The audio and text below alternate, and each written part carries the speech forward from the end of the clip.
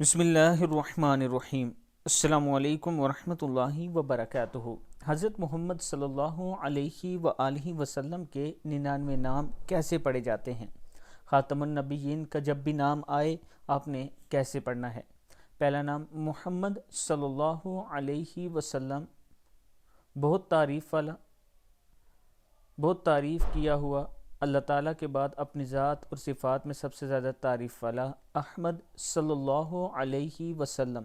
جب بھی رسول اللہ صلی اللہ علیہ وآلہ وسلم کا نام آئے تو اس کے ساتھ آپ نے یہ درود شریف ضرور پڑھنا ہے۔ حامد صلی اللہ علیہ وآلہ وسلم، محمود صلی اللہ علیہ وسلم، قاسم صلی اللہ علیہ وسلم، عاقب صلی اللہ علیہ وسلم۔